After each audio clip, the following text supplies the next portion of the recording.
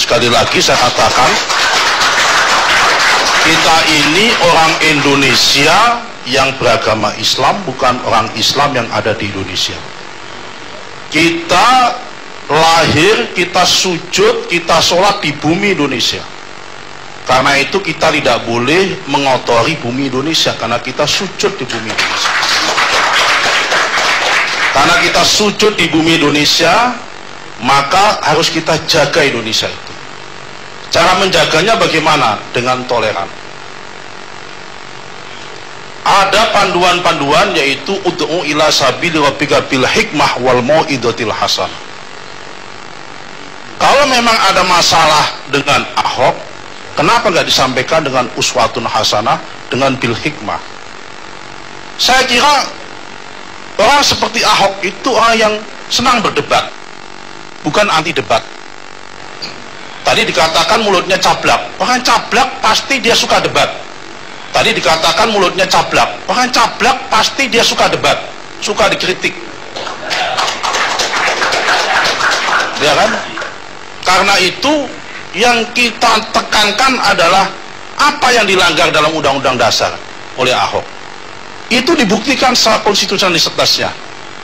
Perkara dia kemudian ditetapkan oleh konstitusi menjadi gubernur atau tidak menjadi gubernur, itu urusan konstitusi, tugas konstitusional, bukan tugas suka tidak suka.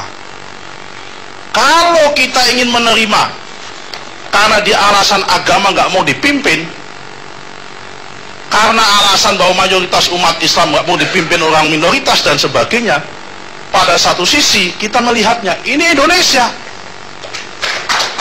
Di Indonesia tidak mengenal dominasi mayoritas maupun tirani minoritas. Di NTT, saya sebutkan hari ini, ketua DPRD-nya Muslim, Saudara Anwar Puakino. Saya kenal baik, karena orang Golkar tapi nggak dipecat kayak saya. Harusnya Romo Beni protes, di mana mayoritas umat Katolik dipimpin oleh ketua DPRD-nya Muslim. Tapi di Indonesia ini karena berdasarkan konstitusi adalah Pancasila dan Undang-Undang Dasar 45, kita melihatnya adalah meritokrasi. Siapapun di Indonesia ini sepanjang dia itu mumpuni, dia itu bisa mampu melaksanakan tugas-tugasnya, sepanjang dipilih oleh rakyat dan ada konstitusionalitasnya, ya sudah, mau apa lagi? Kalau bicara nggak suka, kita nggak mungkin suka dengan semua orang. Hari ini pun kita nggak suka dengan Pak Desmond, misal, contohnya. Tetapi kita nggak masalah suka tidak suka, ini ranah publik. Ini hukum publik, bukan hukum privat. Nggak bisa didekati dengan pendekatan-pendekatan privat. Nah, lagi pula nanti mungkin bisa ditambah. Kalau bagi kami Pak Lani, Pak Karni Ilyas, ini kita serahkan kepada wilayah konstitusionalitasnya. Ahok nanti kita nilai ketika dia menjadi gubernur atau ditetapkan sebagai PLT gubernur, apakah dia mampu menyejahterakan rakyat atau tidak. Kalau ada Maulid Nabi yang dipimpin oleh Habib Muhsin dan teman-teman FPI dilarang oleh Ahok, kita sama-sama datang. Ahok salah itu. Tapi kalau ada misal kemudian ada peringatan haulnya siapa? Habib luar Batang, dilarang oleh Ahok, Ahok pun harus kita tegur. Tidak boleh itu. Karena itu adalah ritus-ritus dan amaliah-amaliah yang baik, kenapa dilarang? Dan itu dilindungi oleh undang-undang. At-tasarruful imam manutun bil maslahah. Keabsahan seorang pemimpin itu diukur dari kemampuan dia menyejahterakan rakyatnya, bukan dilihat dari agama, suku atau etnisnya, bukan di situ. Orang mau dia itu Cina, mau itu Jawa, mau Betawi, sepanjang dia adil, sepanjang dia mampu mensejahterakan rakyatnya di Indonesia, ya sudah, itulah pemimpinnya.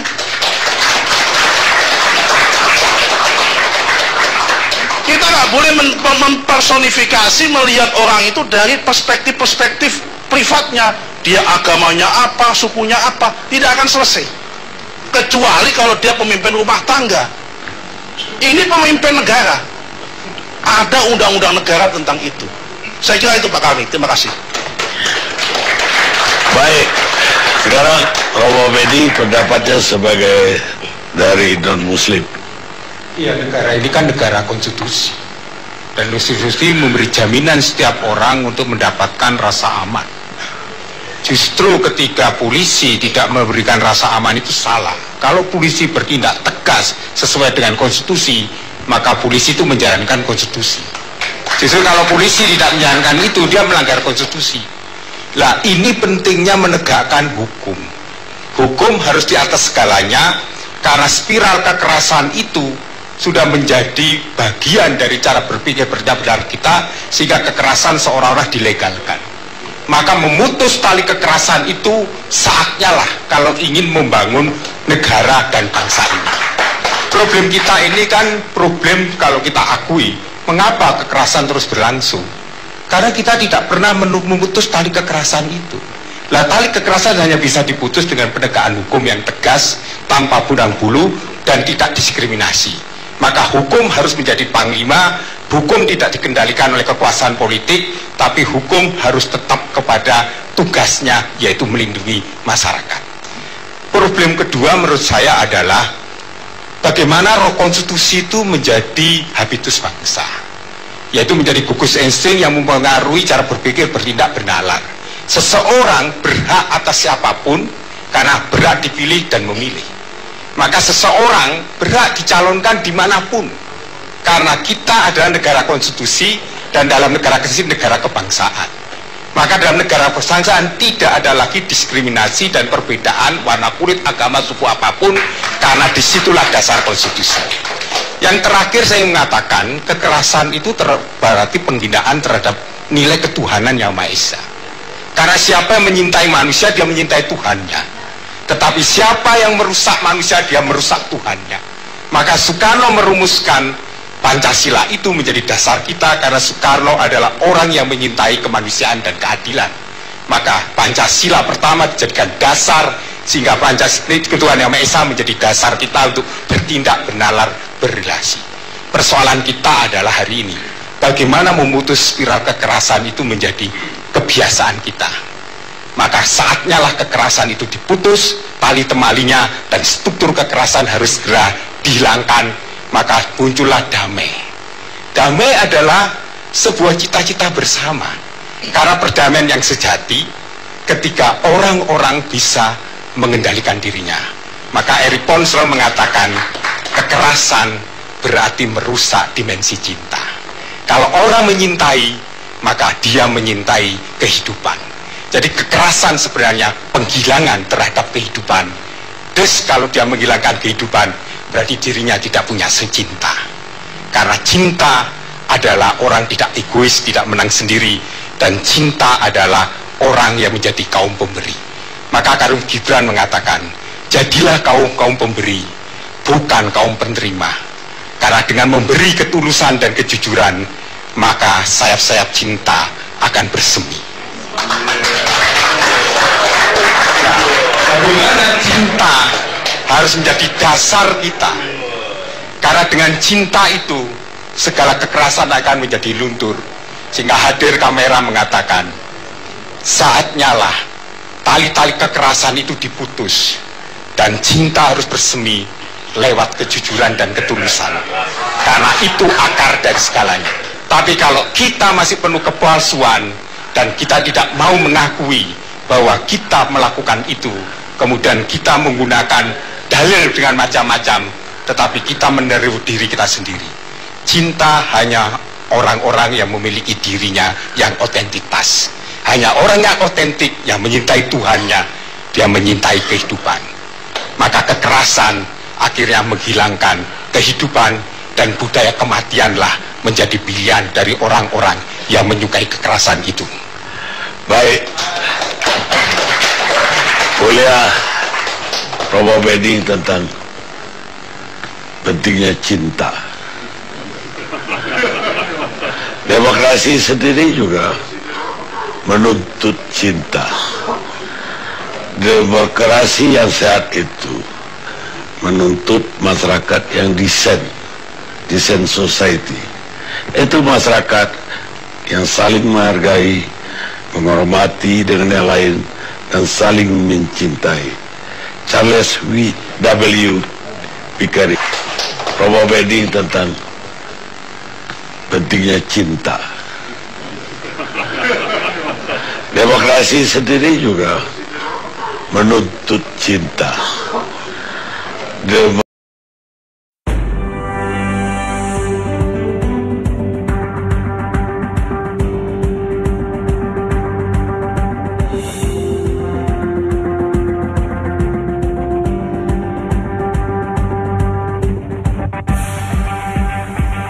Yang paling tahu tentang apa yang disampaikan oleh Ahok di Pulau Seribu, ya Ahok, ya Ahok, ya Ahok, bukan orang lain.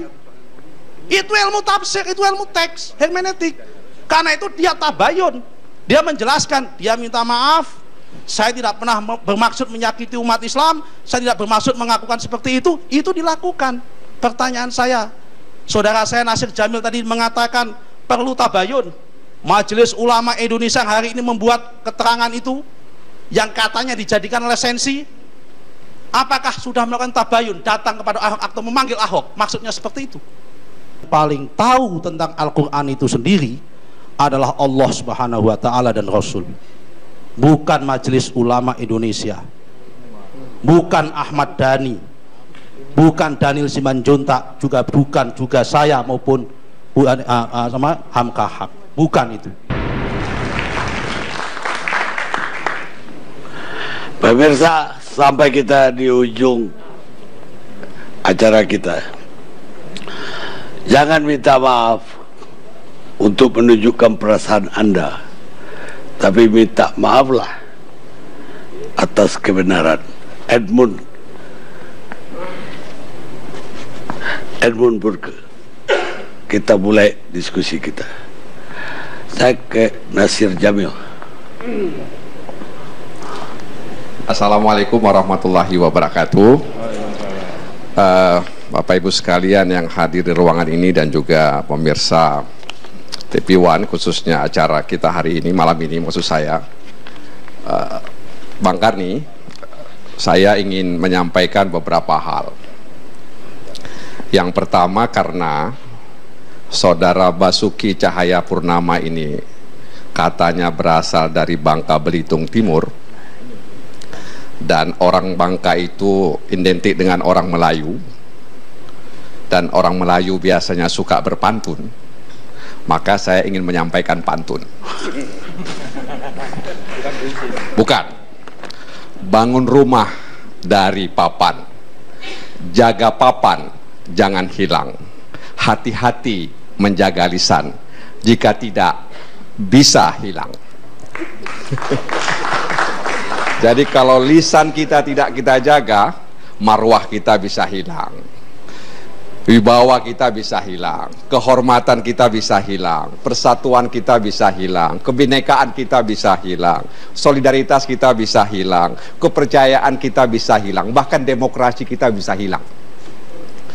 Makanya pantun itu mengajarkan kita untuk menjaga lisan. Nah, katanya jangan sampai kemudian ya, ucapan yang keluar dari mulut kita itu seolah-olah atau seolah dirancang untuk menistakan atau melecehkan agama di Indonesia ini, apalagi khususnya agama Islam misalnya.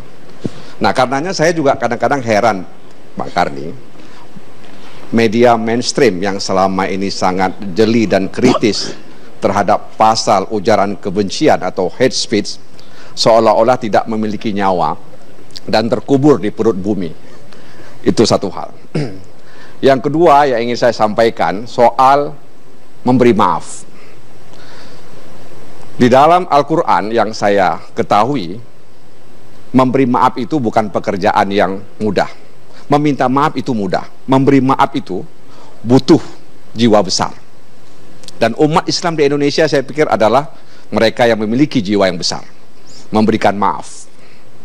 Nah, karenanya kalau kemudian tadi Saudara Basuki Purnama, ya Cahayapurnama, itu kemudian dinilai oleh MUI telah melakukan penistaan, penodaan, saya pikir karena MUI itu adalah sumber rujukan umat, maka mereka melakukan apa yang disebut tabayun. Ya, mereka melakukan tabayun. Jadi saya melihat umat Islam ya yang merasa bahwa apa yang disampaikan oleh Basuki tersebut dianggap melecehkan mereka, maka MUI mengambil peran sebagai sumber rujukan umat. Mereka mengadakan musyawarah dan kemudian ada hasilnya dan disampaikan kepada umat. Dan itu yang saya katakan tabayun.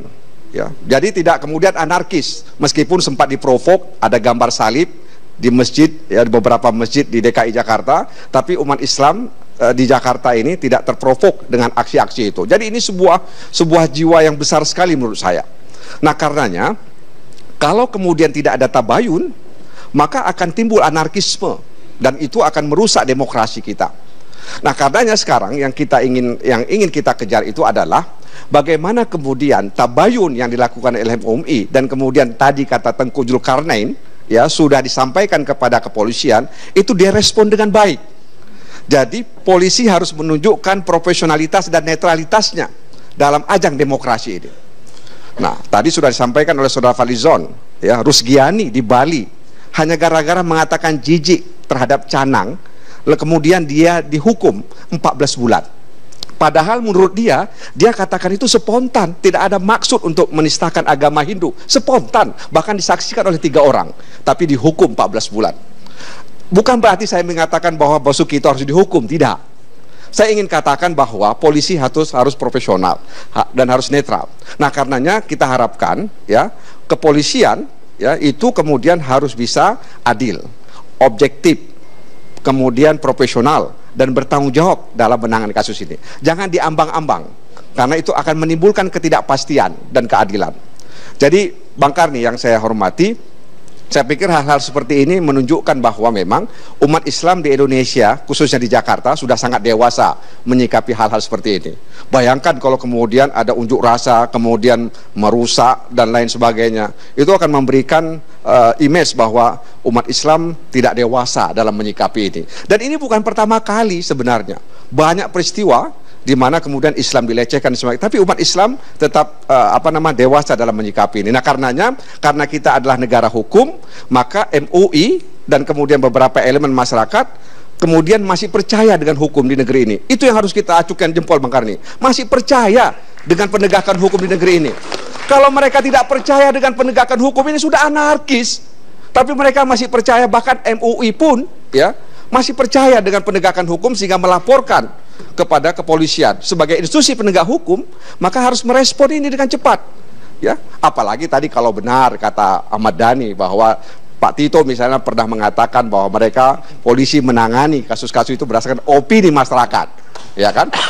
Itu artinya Bang Karni yang saya hormati, ya, polisi ya harus menunjukkan bahwa mereka adalah profesional, modern dan terpercaya. Jadi sekali lagi memang kita katakanlah umat Islam di Jakarta ini sudah menyerahkan sepenuhnya kepada institusi penegak hukum dalam hal ini kepolisian, maka sudah saatnya kemudian kepolisian merespon ini dengan rasa adil, tanggung jawab, profesional dan objektif. Itu yang kita harapkan dan itu diharapkan oleh semua orang Indonesia. Demikian, terima kasih Bang Karni. Wassalamualaikum warahmatullahi wabarakatuh. Waalaikumsalam. Sekarang giliran Nusron Wahid. Ini di tim ses jabatannya apa? Saya ketua partai, Pak. Tidak di tim sukses. Menghantarkan tim sukses. Ketua partai? Ya, ketua partai bidang pemenangan pemilu di Partai Golkar. Saya kira udah ketua Partai Golkar. Iya. Assalamualaikum warahmatullahi wabarakatuh. Bapak Ibu sekalian yang kami hormati, umat Islam ini memang biasa ramai. Ramainya umat Islam itu selalu disebabkan oleh 2 hal. Kalau nggak salah paham, pahamnya salah. Selalu itu aja. Kalau nggak salah paham, ya pahamnya salah. Saya ingin menegaskan di sini, yang namanya teks apapun itu bebas tafsir, bebas makna. Yang namanya Al-Quran, yang paling sah untuk menafsirkan, yang paling tahu tentang Al-Quran itu sendiri adalah Allah Subhanahu wa Ta'ala dan Rasul, bukan Majelis Ulama Indonesia, bukan Ahmad Dhani, bukan Daniel Simanjuntak, juga bukan juga saya maupun sama Hamka Haq, bukan itu. Al-haqqu min rabbik, kebenaran itu hanya datang dari Allah Subhanahu wa Ta'ala. Itu adalah ilmu tafsir. Yang paling tahu tentang teks ya orang yang membuat teks itu sendiri.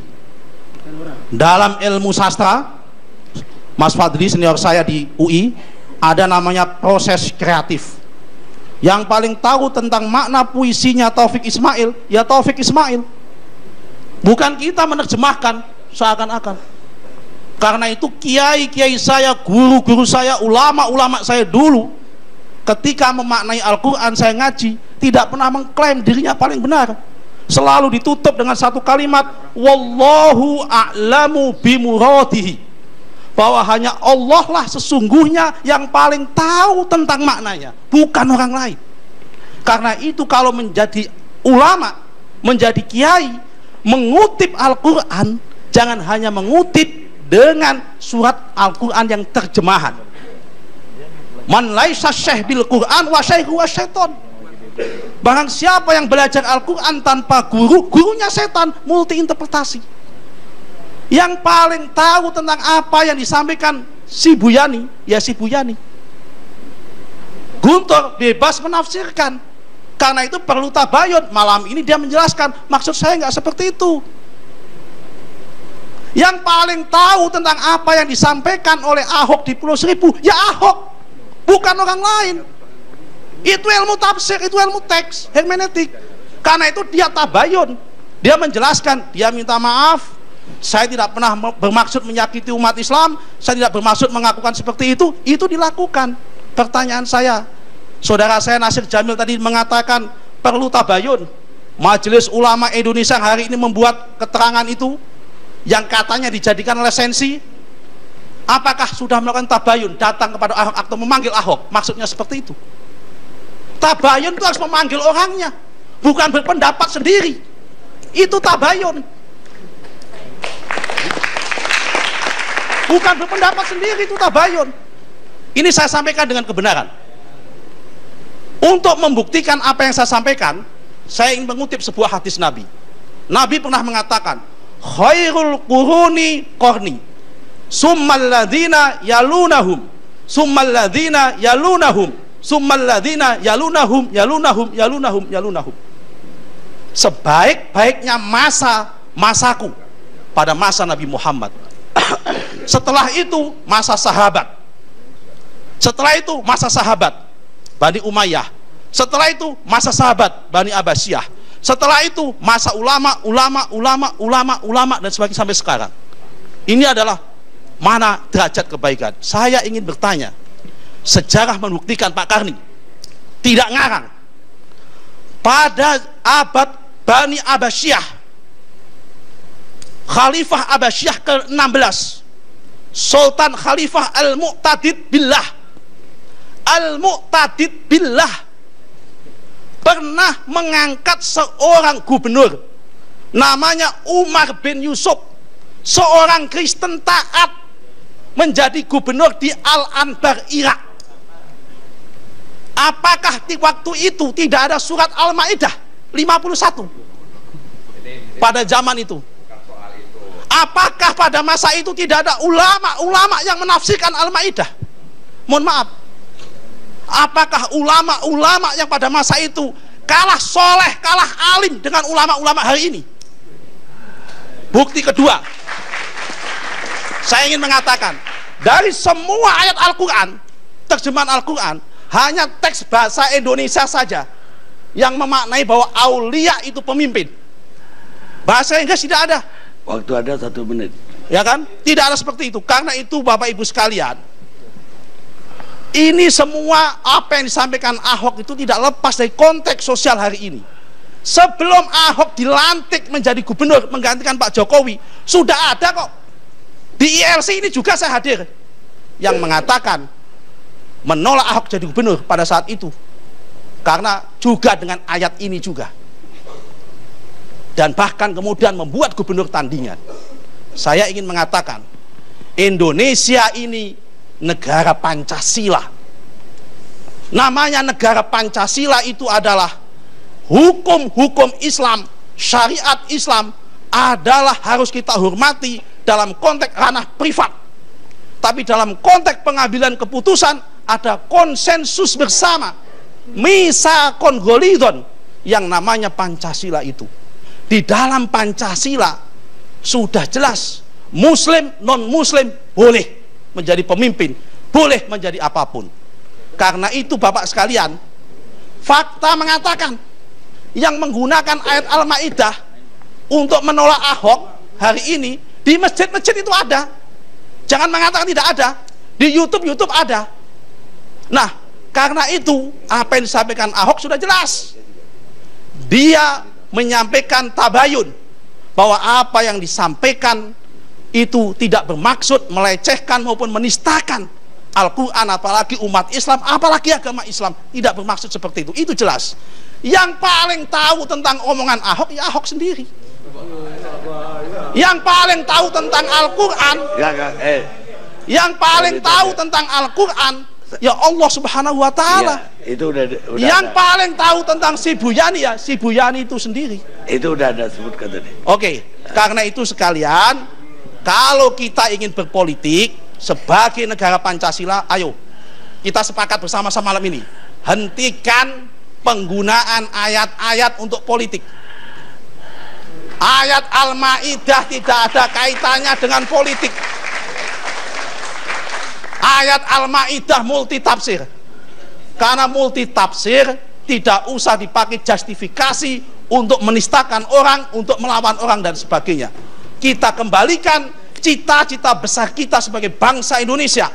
Mendirikan negara ini susah. Baik. Mempertahankan negara ini jauh lebih susah. Karena itu negara ini tidak boleh bubar hanya karena urusan-urusan sepele. Baik.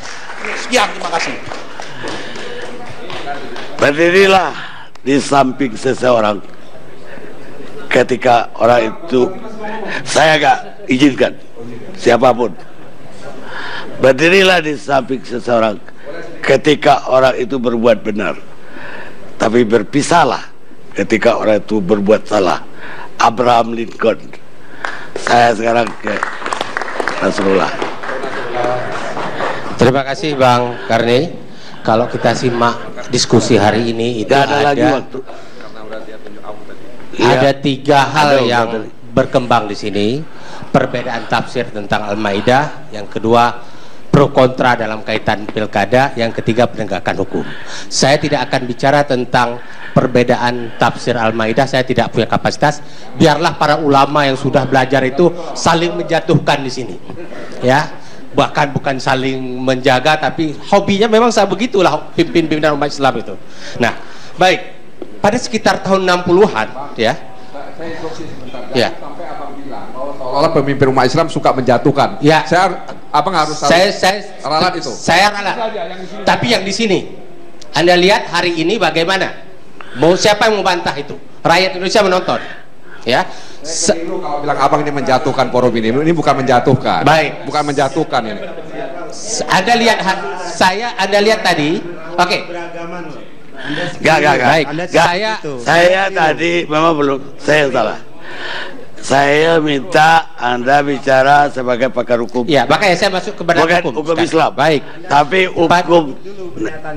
Baik, saya cabut. Tapi Anda lihat apa yang terjadi tadi. Ya, itu okay. saja. Ya. Gak usah kita perdebatkan lagi. Pada tahun 60-an itu ada kasus seorang yang menginjak-injak Al-Quran dan menghina Nabi. Nah, saat itu terhadap orang itu mau ditegakkan hukum, tapi tidak ada aturan hukum di dalam KUHP yang bisa digunakan untuk menegakkan itu.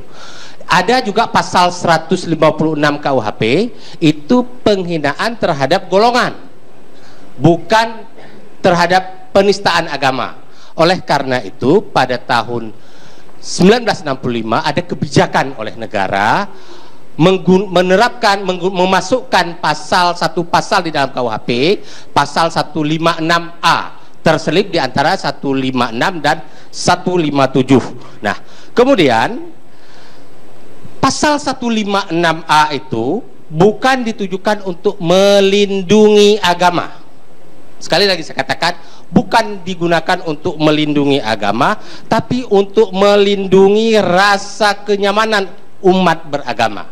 Oleh karena itu, pasal 156 itu diatur, disusun di bawah ketertiban umum, bab ketertiban umum, bukan bab penistaan agama. Hingga saat sekarang ini tidak ada ketentuan di KUHP kita yang mengatur tentang penistaan agama. Yang ada adalah perlindungan ketertiban umum. Nah, kemudian terkait tadi yang dibicarakan dengan niat, ada maksud, ada tidak sengaja. Nah, pasal 156 itu dia berupa offset atau kesengajaan yang terpenting terpenuhinya unsur pelakunya menyadari, ya, pelakunya menyadari bahwa perbuatannya itu, perkataannya itu sangat patut akan terjadi dampak-dampak di kemudian hari, akibat-akibat di kemudian hari. Nah, oleh karena itu di sini ada sebuah ajaran yang dinyatakan Animus Injuriandi.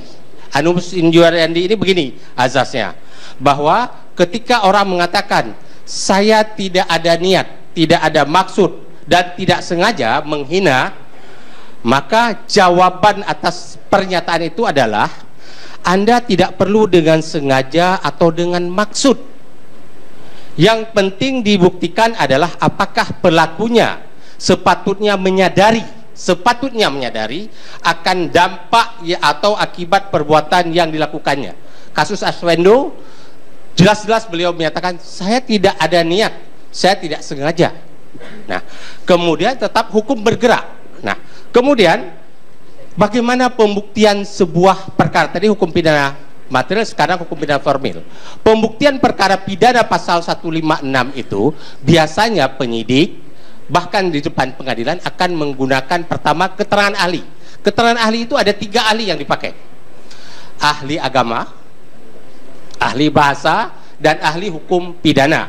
Kemudian digunakanlah saksi-saksi yang lain. Nah, dalam hal ahli agama selama ini yang berjalan, dan termasuk polisi kalau nggak salah Pak Boy Rafli sudah menyatakan, saya nggak tahu benar Pak Boy Rafli atau siapa, saya lupa itu, yang dijadikan rujukannya adalah keterangan Muin. Soal ada perbedaan tadi, silakan pihak tersangka atau pihak yang jadi terdakwa di depan pengadilan menghadirkan ahli yang berbeda, boleh. Nah, kemudian hal yang lain yang paling penting yang saya sampaikan adalah memaafkan yang tadi dinyatakan jadi isu di sini, ya. Saya ingin ingatkan, delik ini bukan delik aduan, delik umum. Oleh karena itu, kalaupun pelapor mencabut laporan, perkara tetap bisa jalan. Bahkan penyidik bisa menyidik perkara itu lewat laporan informasi. Kalau nggak salah istilahnya ada formulir C3 kalau nggak salah, ya. Apa A3, saya lupa itu. Tetap bisa disidik. Nah, kemudian hal yang terpenting juga, saya sangat berterima kasih kepada Pak Jaya Suprana yang menyatakan umat Islam telah secara objektif melihat dan menyikapi permasalahan ini. Oleh karena itu umat Islam tidak melakukan hal-hal yang anarkis, menggunakan jalur hukum. Nah, saya sangat-sangat khawatir setelah umat Islam menggunakan jalur hukum, hukum tidak bergerak. Saya nggak tahu apa yang timbul kemudian. Dan terakhir, bagaimana hukum ke depan? RUU KUHP masih mengadopsi nilai-nilai pasal 156A ini. Jadi sekali lagi, demi ketertiban umumlah pasal 156A ini dimasukkan di dalam hukum pidana kita. Saya katakan, saya percaya penuh dengan pimpinan kepolisian. Seluruh rakyat Indonesia juga harus kita percaya kepada pimpinan kepolisian. Harus lepas dari intervensi manapun. Hukum tegak dengan baik. Tidak boleh dipaksa-paksakan kalau tidak ada unsur pidana, tapi pun tidak boleh ditiadakan kalau pidana ada di sini. Ini akan menjadi catatan ke depan. Kalau hukum tidak bergerak di sini, ingat, reaksi masyarakat juga belum, kita tidak boleh salahkan ketika ada reaksi hal-hal yang anarkis. Demikian Pak Karni. Sebelum saya tutup, sekali lagi saya katakan, Bang Nasir Jamil, Pak Ustadz, semua teman-teman, saya kecewa dengan perdebatan para ulama di forum yang terbuka ini. Saya ingin Anda bicarakan di ranah tersendiri. Baik. Jangan memperlihatkan suasana yang konflik. Jadi nggak perlu ditanya. Endingnya udah bagus tadi katanya. Kalau saya sependapat dengan Pak Jaya Suprana, juga dengan Pak Safi Ma'arif, ini semua udah terjadi demi keutuhan kita berbangsa dan bernegara. Maka tiada lain bangsa diminta untuk memaafkan. Dengan Anda memaafkan, masa lalu tidak akan berubah. Tapi dengan maaf Anda akan mengubah masa depan. Kata Bernard Metzler, host radio di Amerika. Dan akhirnya bagaimana proses hukum kita serahkan kepada penegak hukum. Kita ketemu, ILC akan datang.